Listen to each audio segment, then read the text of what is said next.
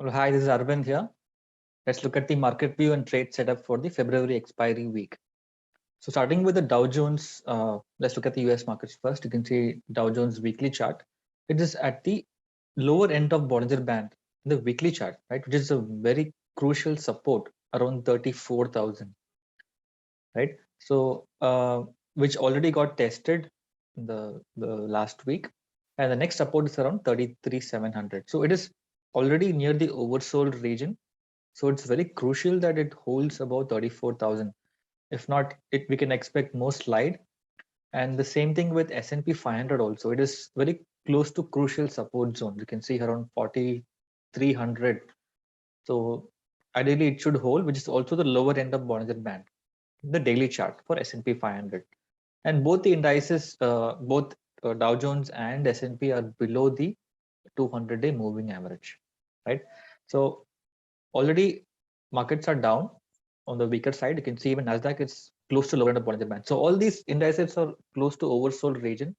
So there is a good chance if they open gap down, there could be some pullback recovery. But being an oversold region, there is a chance of some kind of pullback recovery, at least say 2-3% right, towards the 20 DMA. But we need to see, because if the news flow is negative next week, the geopolitical situation worsens, then there is all these technical factors will not work. It will be a one-way slide or upside depending on the news flow, right? So technical analysis will work to an extent when on a normal situation, but when there are a lot of external factors in place, then we need to be very cautious. And SGX Nifty is already indicating a gap down tomorrow. Around 17,150. If it all we open flat, then it will still be around 130-point gap down, right? You can see now, let's come to Nifty chart later. But before that, I would want to highlight this: the 10-year bond yield in US has been dropping the last 2 days, around almost 5 to 6%. It's come down. That is a positive for equity markets. So it's contracting in a narrow range. In fact, I highlighted this in my previous video also, right? So it is moving in a range like this, and it is contracting in a very narrow range. So these two levels are very critical.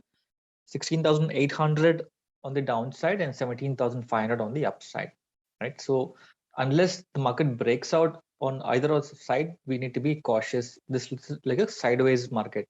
So in fact, we have considered, we have taken some positions on the Feb expiry, short strangle. We have sold 16,800 put and 17,600 call for Feb expiry, around 150, 160 points. That's what I've given my clients also. So I'm not expecting this range to break for the coming week unless there is some major news flow. So if you're an options buyer, you can trade these boundaries, any kind of gap down and fall towards 16,800, 900 tomorrow, which is also the lower end of Bollinger Band. We can expect some buying opportunities or a pullback, like short covering rallies towards 17,250, right? But if we open flat here and breach 17,250, that could again be a shorting opportunity towards 17,100 to 17,000. So you can buy some put options if we open here and breach. It depends on where we open. So you can take a call. So just mark these levels and you can take your trades accordingly. So ideally, I think till Feb expiry, this range should not be breached. If at all it's breached, then we need to look for further expansion on the downside or on the upside. Now 20 DMA somewhere here around 17,3, I think 350, 300. So unless we close above this, we need to be very cautious. Close above this, maybe it can trigger a rally towards 17,800, which is the next big resistance zone, right? So you can trade light in the coming week. Probably safe traders can avoid index exposure, stay stock specific, and wait for the expiry to play out and the global situation to improve. Then you can get some cleaner trading opportunities. This will be a very volatile range with wild swings on either side. So just trade light with a few with low quantity, and then you'll be fine with good risk management. On the Bank Nifty, you can see here it is also weaker side. You can see it's forming lower highs and lower lows. This is there's a very good chance that it will test 36,800 to 37,000. That is the next support coming here, and 200 DMA is around 36,500 zones. So any kind of if at all we open somewhere here and breach Friday's low, look for shorting opportunities. But if we already open a gap down somewhere here, then we have to wait and see how it plays out. right? If it's still gonna fall like this, you can consider buying put options. Or if the high is breached on the upside on a hourly closing basis, then you can look for buying some long position. But again, when you're going long, just be cautious because the market structure is looking weak.